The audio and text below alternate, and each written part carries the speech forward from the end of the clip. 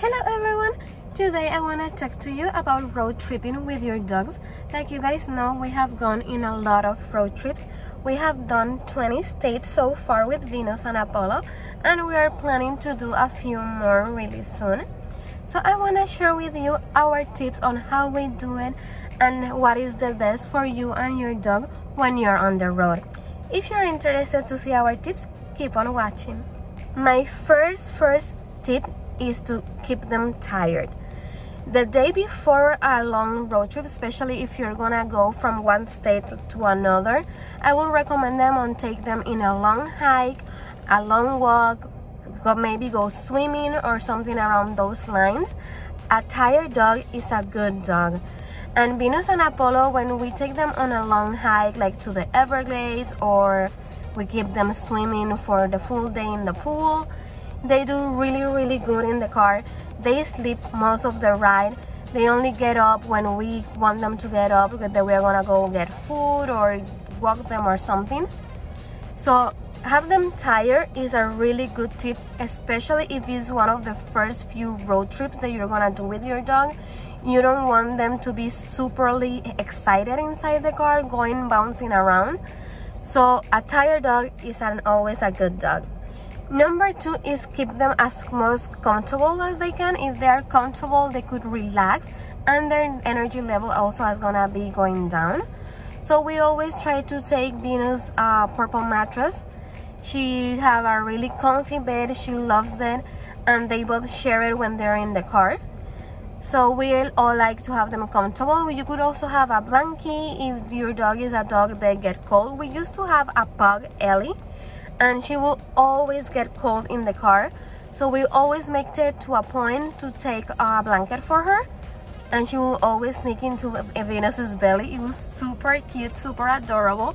She would love to sneak up under her belly to get warm, but we always took also as well a blanket to keep her warm. Venus and Apollo, they don't really need blankets because they're always hot. We always keep the car really cold for them. We have the other extreme with them. For this trip, we're actually gonna test something new, and we're gonna get them a small fan to try to keep them even cooler. We keep the AC as cool as it goes in the car because we know they love them and we know they relax. We know that's how they are the happiest. So you could play with the temperature, having a comfortable bed, a blankie, whatever your dog needs to be calm and relaxed. Plan your trip. When you're planning your trip, check there's a place maybe like a park. Some resting areas even have an area for dogs to walk. It's important like every 4, 5, 6 hours to make a stop and get them to relieve themselves, go potty, go on a little bit of a walk. Even if you have like a frisbee or a ball, a tennis ball. Venus doesn't like frisbees, but she loves tennis balls. So we do take sometimes tennis balls and we throw it, have them run. If you don't find a place they have like an enclosure, like here in Florida, there's a lot of resting areas. They have dog parks that they're closed and we could get them off leash. But when we travel, a lot of states, they don't have that. And when we travel is with a really long leash. We have one that is 15 foot and we have another one that is 30 foot. And like that, we have them on leash. So they're not gonna run to the street. They're not gonna run if they see another dog, a squirrel, a cat or something. So we get them in a really long leash, throw the ball for a few times, get them tired, get them their energy back to down, and then we keep going, as well as let them relieve in the bathroom if they need to go potty. Take extra food and extra water. Even if you're planning on getting to the location the same night or the next day, you never know what it could happen. Sometimes, especially during the winter, sometimes there's they close the roads and you have to stay an extra night somewhere. So always take at least 1 day of extra food and extra water just in case you have to detour. When you're doing your research, also check all the hotels and places that you're planning to visit, like state park, national parks, or any attraction on the side of the road that you're gonna visit are pet friendly. It's very important to respect the rules of the places and pick up after your dogs when you go to these places. So always check. A good place to check is Bring Fido.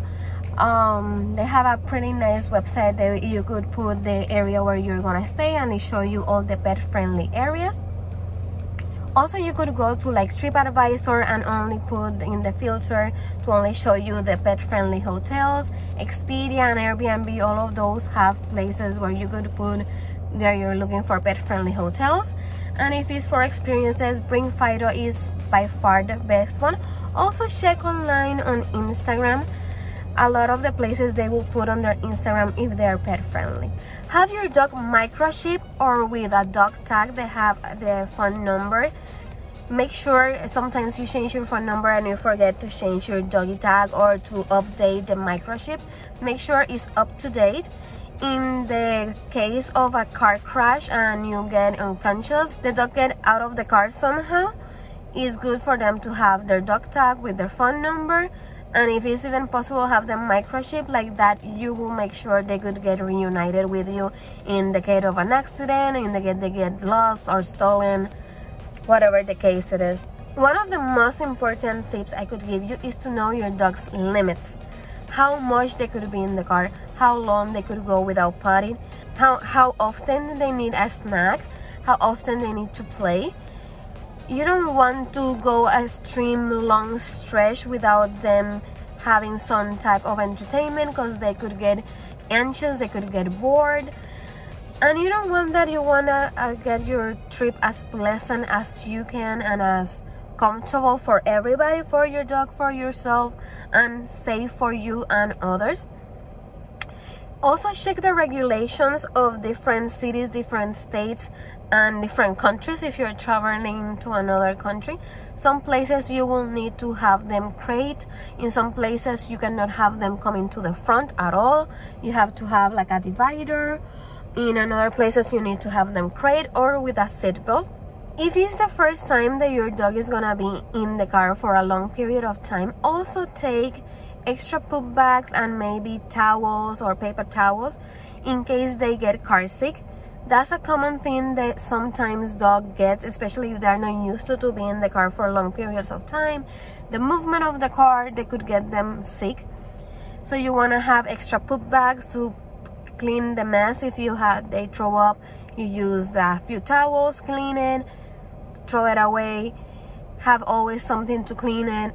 Also baby wipes. They sell baby wipes for dogs, and they're really good if you have to clean their face, if they throw up, or if they get out, if it's raining and you need to clean their paws and they get muddy. Whatever the case is, it's always nice to have a view of the doggy baby wipes. Well, they're dog wipes. So those are things that they are important to have in the car with you, as well as, like I mentioned before, something to have them comfortable, food, a toy. You could have them a toy like the Kong type that will keep them entertained for a long period of time. And when you get to your location that you're gonna be spending a few days, I always like to check for a 24-hour vet clinic and I will take a picture of the phone number and address. I have never had to use it, thank God, but you never know what it could happen if your dog gets sick, if your dog gets hurt. It's good for you to know where the next 24-hour pet clinic is around. Especially in a new area, you're gonna be stressed out because you're in a new area, something happened to your dog, and your brain is not gonna be working 100%. So I always check in the place where I'm gonna be, where is the nearest 24-hour clinic, just in case. If there's not a 24-hour clinic, at least I check where is the nearest vet clinic. Some cities don't have 24-hour hospitals for vets, especially when you're in a remote town like hiking or something. But I always like to check where is the nearest clinic in case something happens. These are the tips that what we do when we travel with our dogs. If you have more tips, please share it with me in the description down below. We will love it. We are always looking for new tips and things that we could improve to travel with Venus and Apollo. We love traveling and we love to take them with us, their family, and we love them so much. So that's it for this video. Thank you for watching. Have fun on the next trip that you take with your dog. Bye!